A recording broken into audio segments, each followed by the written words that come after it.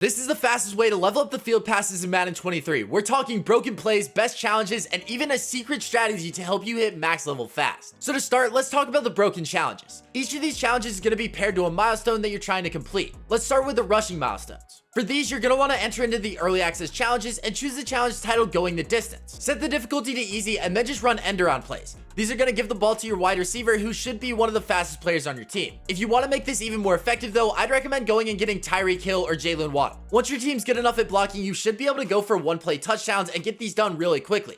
And every completion of this mission will give you 92 rushing yards plus a rushing touchdown, which will also count towards the overall touchdown milestone. Now moving on to the passing milestones, we're going back into the early access challenges and completing the winning it all challenge. To beat this, it's really simple. All you have to do is run a 4 verts play and it should be easy touchdowns. Once again, you get progress towards the all-around touchdowns and the passing touchdowns, and on top of that, you're also getting 30 yards per every completion. But if you really want to go for yards, I would recommend going back to the Going the Distance challenge and just throw instead of run the ball. And if you have any questions at all, feel free to stop by my streams, which start at 10:30 a.m. Eastern Standard Time. Now, another super easy way to gain a ton of XP is by completing all the sets. Odds are you definitely have cards laying around that you can easily put into sets and just earn free XP. Even though you don't get XP every time, there are some objectives that are to like complete sets, such as the 82-83 overall elite player set or even the 78-79 overall elite player set. Literally just go complete these sets one time and call it a day. You never have to do them again if you don't want. And if you do complete just one set every day, then you'll be gaining XP through the daily challenges. There are 3 for you to complete every day.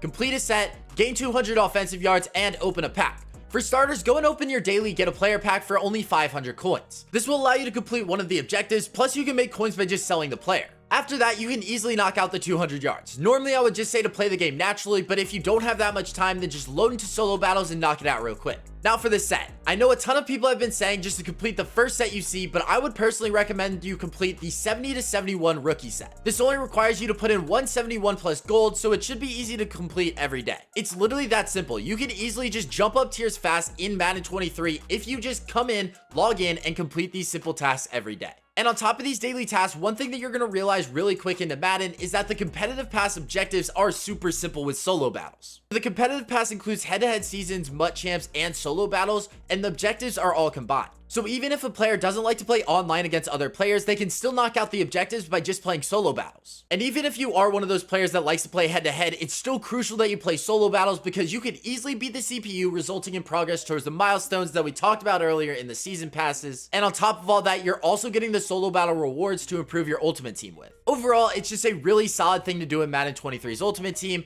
And speaking of the multiple passes, one thing that you need to remember is that the field passes help each other out. So taking a look at the headliner's field pass here, we can see that I earn regular XP as I go up in the tiers. This just means that it's super crucial that you don't try to complete just one pass. Make sure that you're working on everything as one because it will help you level up a lot quicker. And one strategy that will definitely help you with completing the passes is Elo Drop. Now, is it a bit scummy? Yeah, but it gets the job done. So in order to do this, you're going to want to load into MUT drafts and purposely quit so that you can drop your skill-based matchmaking.